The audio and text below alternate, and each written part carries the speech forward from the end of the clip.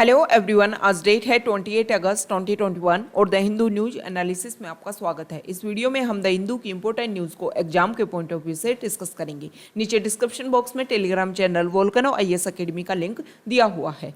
First news आज हम discuss करने वाले हैं ई श्रम पोर्टल के बारे में। अगर इसको हम सिंपल लैंग्वेज में समझें तो हमारी सोसाइटी में जो भी अनऑर्गेनाइज सेक्टर वर्कर्स हैं उनको रजिस्ट्रेशन करने के लिए उनको रजिस्टर करने के लिए ई श्रम पोर्टल को लेबर मिनिस्ट्री के द्वारा लॉन्च किया गया है। अब थोड़ा सा और ज़्यादा एक्सप्लेन्ड वे में इसको हम समझते हैं, कुछ डाटा के साथ में, कुछ एग्जाम्पल के साथ में। हम इंडिया की बात करें तो हमारे इंडिया में प्रेजेंट टाइम में जो लेबर फोर्स है वो 55 करोड़ है। इस 55 करोड़ में से 14 करोड़ लोग ऐसे हैं जो फार्मर्स हैं, और उन 14 करोड़ फार्मर्स को अगर हम निकाल दें 55 करोड़ में से तो 41 करोड़ लोग बच जाते हैं लेबर फोर्स में से। अब 41 करोड़ में से 41 करोड़ के जो 90% है, लगभग 37 करोड़ या फिर 38 करोड़ अनऑर्गेनाइज्ड वर्कर्स हैं। सबसे पहले आप समझिए कि अनऑर्गेनाइज्ड वर्कर्स क्या होते हैं। ऐसे वर्कर्स जिनकी कोई परमानेंट पेमेंट नहीं होती। ऐसा नहीं होता कि मतलब ऐसे वर्कर्स जिनकी कोई परमानेंट पेमेंट नहीं होती, मंथली उनके अकाउंट में कोई भी पेमेंट नहीं आता, वो टैक्स फिल नहीं करते, वो वर्कर्स होते हैं अनऑर्गेनाइज्ड वर्कर्स। मतलब उनको काम मिल गया, डेली वेजेस उनके हाथ में आ गए। ये जो अनऑर्गेनाइज्ड वर्कर्स हैं जिसमें आप कंस्ट्रक्शन वर्कर्स को, माइग्रेंट वर्कर्स को, स्ट्रीट वेंडर्स को, मिल्कमैन, ट्रक ड्राइवर्स, फिशरमैन, इन सबको इसमें शामिल कर सकते हो। तो ये जो अनऑर्गेनाइज्ड वर्कर्स हैं इनको रजिस्ट्रेशन करना है, इनके बारे में कंप्लीट जानकारी हासिल करनी है ताकि सेंट्रल गवर्नमेंट और स्टेट गवर्नमेंट जो भी इनिशिएटिव इनके लेकर के आए, जो भी सोशल सिक्योरिटी स्कीम इनके लिए लेकर के आए, वो डायरेक्ट इनके ऊपर इम्प्लीमेंटेड हो और डायरेक्ट इनको बेनिफिट मिले।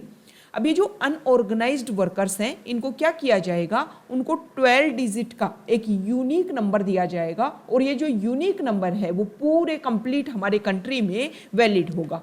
किसी भी जगह पर जाकर के वो इस नंबर का यूज़ करके सोशल सिक्योरिटी स्कीम्स को यूज कर सकते हैं। जो भी वर्कर है उसको इस ई श्रम पोर्टल के ऊपर रजिस्टर करना होगा। रजिस्ट्रेशन जो है वो उसका जो भी आधार कार्ड नंबर है उसके थ्रू रजिस्ट्रेशन कर सकते हैं। इसके अलावा जो भी अपनी अदर इंफॉर्मेशन है जैसे अपना नाम, डेट ऑफ बर्थ, इसके अलावा बैंक अकाउंट नंबर्स, ये सब कुछ भी अपनी जानकारी ई श्रम पोर्टल के ऊपर फिल कर सकते हैं। अब इससे देखो, पहली बार हमारे इंडिया की हिस्ट्री में ऐसा हो रहा है कि जो हमारे 38 करोड़ अनऑर्गेनाइज्ड वर्कर्स हैं उनको इस तरीके से रजिस्टर करवाया जा रहा है। ना सिर्फ इनको रजिस्टर करवाया जा रहा है बल्कि इनको जो भी सोशल सिक्योरिटी स्कीम्स हैं सेंट्रल गवर्नमेंट और स्टेट गवर्नमेंट के द्वारा कंट्री में कहीं भी इनको ईजिली अवेलेबल हो पाएंगी। सेंट्रल गवर्नमेंट अनऑर्गेनाइज्ड वर्कर्स जो हैं उनके लिए कुछ इनिशिएटिव लेकर के आया है, जैसे कि अगर मान लो कोई एक्सीडेंटल इंश्योरेंस कवर देगा उनको 2 लाख रुपए का अगर उनकी डेथ हो जाती है या फिर परमानेंट डिसेबिलिटी उनमें आ जाती है, और 1 लाख रुपए तक का इंश्योरेंस कवर उनको मिलेगा पार्शियली डिसेबिलिटी के समय। तो ये देखो ई श्रम पोर्टल के क्या बेनिफिट्स हुए। एक तो बेनिफिट्स हुआ कि जो भी अनऑर्गेनाइज सेक्टर के वर्कर्स हैं उनको सोशल सिक्योरिटी स्कीम का फ़ायदा मिल पाएगा, और दूसरा हमारी कंट्री का अनऑर्गेनाइज्ड वर्कर्स को लेकर के कम्प्रीहेंसिव नेशनल डाटाबेस तैयार हो पाएगा, ताकि आने वाले समय में जो भी स्कीम बने इनके लिए वो इन डाटा को ध्यान में रखकर इन स्कीम्स को बनाया जाए। तो ये ई श्रम पोर्टल है और ये काफ़ी न्यूज़ में है। हम हमारे प्रीलिम्स के हिसाब से इसके 3-4 स्टेटमेंट उठाएंगे और आपको पूछ लिया जाएगा कि कौन सा स्टेटमेंट इसका सही है। तो इसके बारे में जो भी बेसिक इन्फॉर्मेशन है वो सब कुछ आपको पता होना चाहिए। अब द हिंदू की जो इम्पोर्टेंट न्यूज़ है फ्रंट पेज पर उसको हम देख लेते हैं। सबसे फर्स्ट जो इम्पोर्टेंट न्यूज़ है वो मोनेटाइजेशन को लेकर के है। हमारी सेंट्रल गवर्नमेंट ये चाहती है कि जो भी हमारे ब्राउनफील्ड प्रोजेक्ट्स हैं उनकी सहायता से हम कोशिश करें कि हमारे यहाँ पर उस ब्राउनफील्ड प्रोजेक्ट के पैसे को यूज़ करके फ्यूचर में जो भी हमें इनिशिएटिव करने हैं, फ्यूचर में जो भी हमें इन्वेस्टमेंट करने हैं, फ्यूचर में जो भी हमें इंफ्रास्ट्रक्चर जो डेवलपमेंट करना है उस पैसे का यूज़ किया जाए। तो नीति आयोग के according 6 lakh crore national monetisation pipeline के तहत पैसा आएगा और उसका यूज़ किया जाएगा अदर सेक्टर्स में। अब यहाँ पर बात की गई है कि ब्राउनफील्ड प्रोजेक्ट सेंटर कोशिश कर रही है कि जो मोनेटाइजेशन का जो पाथ है उसको बहुत ही सिंपल बनाया जाए, ताकि जो प्राइवेट इन्वेस्टर्स हैं उनको मोर राइट्स दिए जाएं। हालांकि और ओनरशिप जो है वो गवर्नमेंट अपने पास रखेगी, लेकिन उनको मोर राइट्स दिए जाएं जिससे प्राइवेट सेक्टर अट्रैक्ट हो यहाँ पर इन्वेस्ट करने के लिए। ब्राउनफील्ड प्रोजेक्ट की बात की गई है। देखो, दो तरीके के प्रोजेक्ट होते हैं, ब्राउनफील्ड प्रोजेक्ट और यहाँ पर समझिए ब्राउनफील्ड प्रोजेक्ट और ग्रीनफील्ड प्रोजेक्ट। जो ब्राउनफील्ड प्रोजेक्ट को आप इस तरीके से समझ सकते हो और ग्रीनफील्ड प्रोजेक्ट को आप इस तरीके से समझ सकते हो, जैसे कि आपको एक हाउस बनाना है और एक आपको अपने बने हुए घर में कुछ चेंज करना है। तो अगर आपको एक नया घर बनाना है तो वो हो गया ग्रीनफील्ड प्रोजेक्ट, और आपको बने हुए घर में कुछ चेंज करने हो गए वो हो गया ब्राउनफील्ड प्रोजेक्ट। मान लो पहले से गवर्नमेंट ने कुछ कंस्ट्रक्शन कर रखा है तो वो हो गया ब्राउनफील्ड प्रोजेक्ट, उसमें कुछ चेंज करके उसको प्रेजेंट टाइम के अकॉर्डिंग उसमें चेंज किया जाएगा और उसका यूज़ कर लिया जाएगा। और ग्रीनफील्ड प्रोजेक्ट वो प्रोजेक्ट होते हैं जिनको बिल्कुल बेसिक से शुरुआत, मतलब उसके बारे में अभी तक कोई भी सिर्फ रोड मैप तैयार किया गया है, रियलिटी में कोई भी कंस्ट्रक्शन नहीं हुआ है। तो ये दो प्रोजेक्ट होते हैं, ये आपको क्लियरिटी होनी चाहिए। इन पॉइंट्स को लेकर के भी आपको पूछ लिया जाएगा कि ब्राउनफील्ड प्रोजेक्ट और ग्रीनफील्ड प्रोजेक्ट में क्या डिफरेंस होता है। ओके, नेक्स्ट न्यूज है, यहाँ पर देखिए दीपर बिल, जो यहाँ पर देखिए रामसर साइट है, रामसर साइट दीपर बिल, इस एरिया को लेकर के इको सेंसिटिव जोन नोटिफिकेशन जारी किया गया है। 25 अगस्त को ministry of environment, forest and climate change ने इस एरिया का दीपर बिल वाइल्ड लाइफ सेंचुरी को लेकर के, जो गुवाहाटी के सर्दर्न वेस्टर्न एज के ऊपर सिचुएटेड है, इसका इको सेंसिटिव जोन डिक्लेयर किया है। तो यहाँ पर रहने वाले लोग, यहाँ पर इस सेंचुरी का जो गार्जियन विलेज है चक्रदेव, उसके एक रेजिडेंट है चक्रदेव, उस एरिया के जो लोग हैं उन्होंने ये बोला कि देखो गवर्नमेंट ने नोटिफिकेशन जारी किया है, बहुत अच्छी बात है, लेकिन लगभग 8 साल लग गए गवर्नमेंट को इस तरीके का नोटिफिकेशन जारी करने में। सबसे पहले तो what is eco sensitive zone, इस बात को आप समझिए। जैसे कि हमारा नेशनल पार्क होते हैं, वाइल्ड लाइफ सेंचुरी होते हैं, इसके कुछ एरियाज ऐसे होते हैं जिनमें कोई भी ऐसी एक्टिविटी ना हो जो यहाँ का जो सेंसिटिव एरिया है उसको नुकसान पहुंचा सके, तो उसी एरिया को डिक्लेयर किया जाता है। इन्वायरमेंटल प्रोटेक्शन एक्ट 1986 के तहत हमारी जो ministry of environment, forest and climate change के द्वारा ही ये इको सेंसिटिव जोन डिक्लेयर किया जाता है, ये आपको ध्यान में होना चाहिए। तो ये होता है इको सेंसिटिव जोन। अब यहाँ पर इस एरिया को डिक्लेयर किया गया इको सेंसिटिव जोन, तो इसकी वजह से यहाँ पर कुछ रेलवे ट्रैक बनाए गए थे, उस एरिया को बंद किया जाएगा। अब देखो रेलवे ट्रैक को जब बंद किया जाएगा तो यहाँ पर बहुत सारे कन्फ्लिक्ट होने लग गए थे, जैसे कि एनिमल, यहाँ के लगभग बीच से रेलवे ट्रैक गुजर रहा है और रेलवे ट्रैक गुजरने की वजह से कुछ एलिफेंट्स, कुछ और भी एनिमल जो हैं वो बीच रास्ते में आते हैं और एक तरीके से कन्फ्लिक्ट देखने को मिलता है। उनकी जो लाइफ है, एनिमल्स की जो लाइफ है वो इससे परेशान हो रही है। अब दीपर बिल जो वाइल्ड लाइफ सेंचुरी है और ये रामसर साइट भी है, इसके बारे में हम कुछ बेसिक फैक्ट्स देखेंगे कि व्हाट इज दीपर बिल। सबसे पहले तो जो बील क्या होता है, असामीज लैंग्वेज में इसका अर्थ होता है एक लार्ज एक्वेटिक बॉडी, एक large aquatic body Assamese language में इसका अर्थ होता है, और ये गुवाहाटी के लगभग साउथ वेस्ट में 10 किलोमीटर की दूरी पर ही सिचुएटेड है।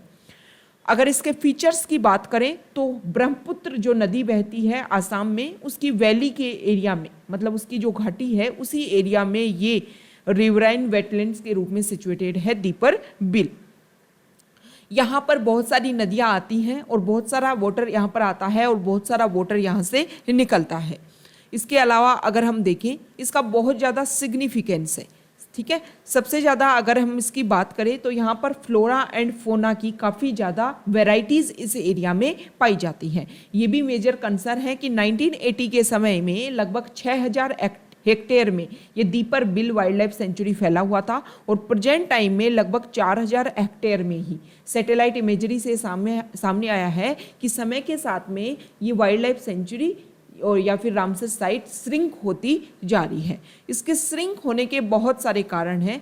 मेजर कारण ये है कि पहले इसका स्मॉल रिवर से इसकी कनेक्टिविटी थी, मतलब छोटी छोटी रिवर इस एरिया से पासेज होती थी, लेकिन समय के साथ में बहुत सारी रिवर से इसकी कनेक्टिविटी टूट गई है। दूसरा मेजर कारण ये है कि हमने ये डिस्कस किया कि गुवाहाटी के पास ही सिचुएटेड है, तो गुवाहाटी मतलब सिटी का एक्सपेंशन होने की वजह से जो नेचुरल चैनल्स के ऊपर जो एनक्रोचमेंट इंक्रीज हुआ है, या फिर आप बोल सकते हैं कि नेचुरल रिसोर्सेज पर जो एनक्रोचमेंट इंक्रीज हुआ है, उसी की वजह से अब देखो सिटी इंक्रीज हो रही है तो वहाँ पर जो ह्यूमन वेस्ट निकल रहा है, म्युनिसिपल वेस्ट डंप इस एरिया में किया जा रहा है, जिसकी वजह से भी ये एरिया काफ़ी श्रिंक हो रहा है। इस एरिया को कंजर्वेशन करने के लिए, इस एरिया का कंजर्वेशन करने के लिए 1989 में असम गवर्नमेंट ने इस एरिया को एक बर्ड सेंचुरी के रूप में डिक्लेयर कर दिया।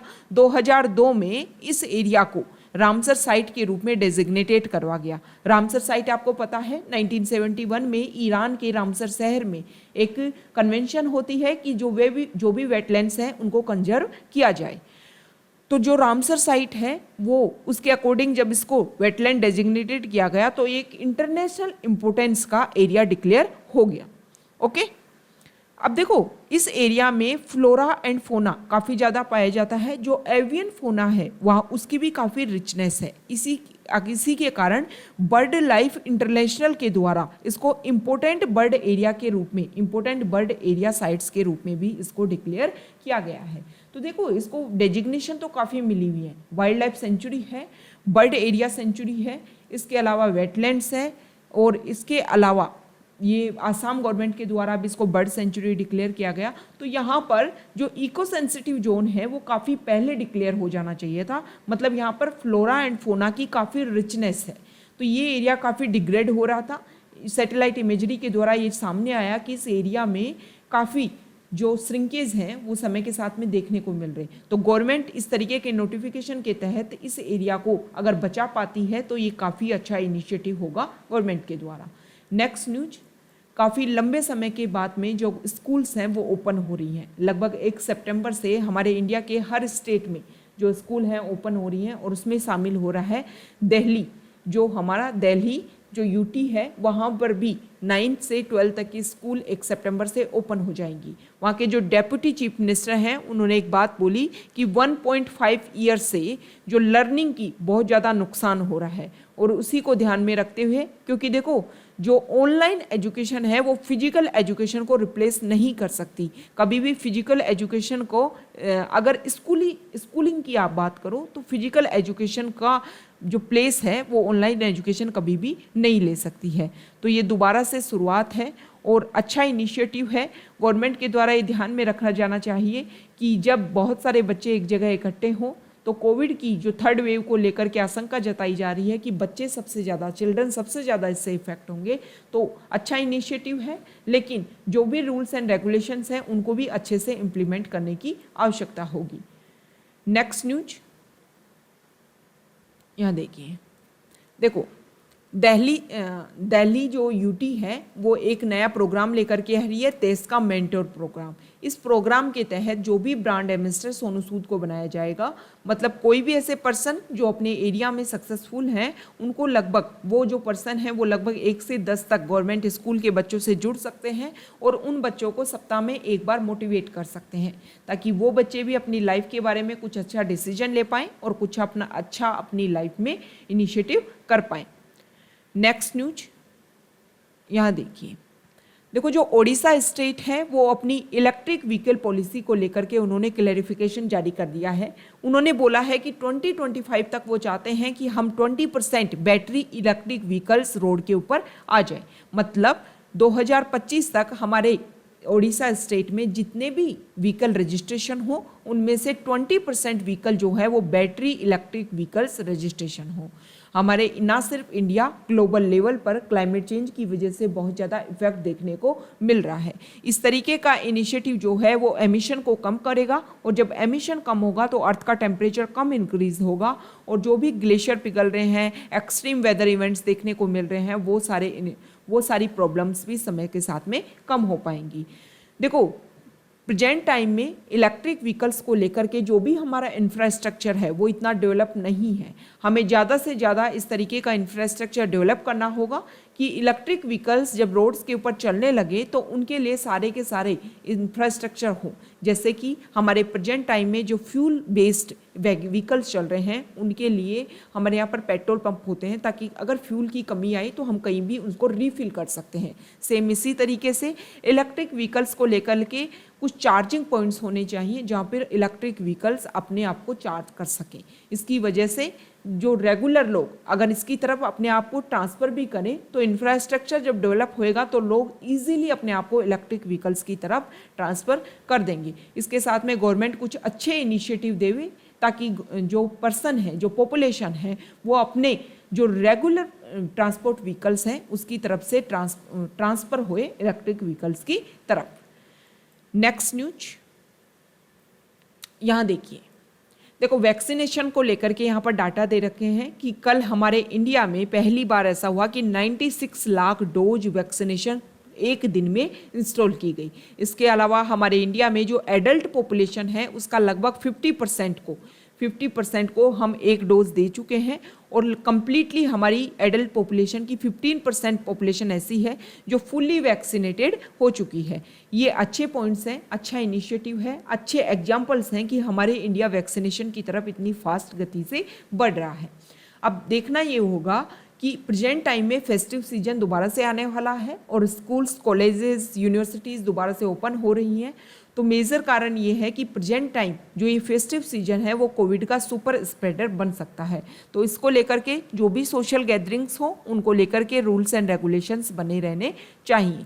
सुप्रीम कोर्ट ने स्टेट गवर्नमेंट को बोला है कि आप कोविड की वजह से जो भी बच्चे जिन्होंने अपने पेरेंट्स को खोया है और वो बच्चे प्राइवेट स्कूल में अगर अपनी एजुकेशन ले रहे थे तो इस साल का खर्चा स्टेट गवर्नमेंट उठाए। हालांकि स्टेट गवर्नमेंट इसमें सेंट्रल गवर्नमेंट की भी सहायता ले सकती है। नेक्स्ट न्यूज देखो 8 साल पहले सुप्रीम कोर्ट ने कुछ ऐसे हिमालयन हाइडल प्रोजेक्ट्स को बैन कर दिया था कि इन प्रोजेक्ट्स की वजह से जो बिल्कुल यंग हिमालयन एरिया है वो और ज़्यादा वोलेटाइल हो जाता है। अब प्रॉब्लम ये है कि देखो अभी कुछ समय पहले ही जो उत्तराखंड में एक बहुत ज़्यादा रॉक, आइस, डेब्रीज को लेकर के फ्लड देखने को मिली थी 2 हाइड्रो पावर प्रोजेक्ट्स में। इसकी वजह से काफ़ी नुकसान हुआ था। ओके, ऋषि गंगा जो पावर प्रोजेक्ट्स है वहाँ पर काफ़ी नुकसान हुआ था, काफ़ी लोगों की इसमें डेथ भी हो गई थी, कम से कम 200 लोग इसमें मारे गए थे। तो ये प्रोजेक्ट जो है इसको दोबारा से रीइनिशिएट करने की बात की जा रही है। देखो जब सुप्रीम कोर्ट ने इसको बैन कर दिया, अब गवर्नमेंट इसको लेकर के एफिडेविट उन्होंने फाइल किया है सुप्रीम कोर्ट में, और अगर सुप्रीम कोर्ट इसमें हामी भर देता है तो इन प्रोजेक्ट को दोबारा से शुरुआत की जा सकेगी।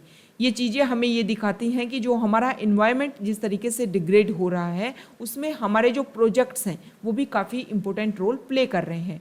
गवर्नमेंट को इन सारे प्रोजेक्ट्स को अगर हम चाहें तो इनको चेंज कर सकते हैं। जो भी हमारे एनर्जी का हम कंज्यूम कर रहे हैं उस एनर्जी को किसी अदर एरिया से भी, देखो हर चीज़ का एक अल्टरनेट होता है और ऐसा अल्टरनेट जो हमारे क्लाइमेट को, हमारे एनवायरनमेंट को नुकसान ना पहुंचाए उसकी तरफ हमें ट्रांसफ़र होने की आवश्यकता है। अगर हम सेम प्रोसीजर फॉलो करते रहे तो same example, same result time के साथ देखने को मिलेंगे, उसमें कुछ भी चेंज देखने को नहीं मिलेगा। नेक्स्ट न्यूज 2020 में जो हमारा जूलॉजिकल सर्वे ऑफ इंडिया है उसने बहुत सारी न्यू स्पीसीज़ का पता लगाया। हमारे लिए इम्पोर्टेंट हो जाती है कि what is zoological survey of India. Zoological survey of India को 1916 में एस्टेब्लिश किया गया था ministry of environment and forest के द्वारा। ये ministry of environment and forest के सबऑर्डिनेट ऑर्गेनाइजेशन के रूप में वर्क करता है। इसका जो हेडक्वार्टर है वो कोलकाता में है और पूरे इंडिया में 16 रीजनल इसके स्टेशंस हैं। ये आपको ध्यान में रखना है। ओके, तो ये आज का हमारा डिस्कशन था। Okay, thank you.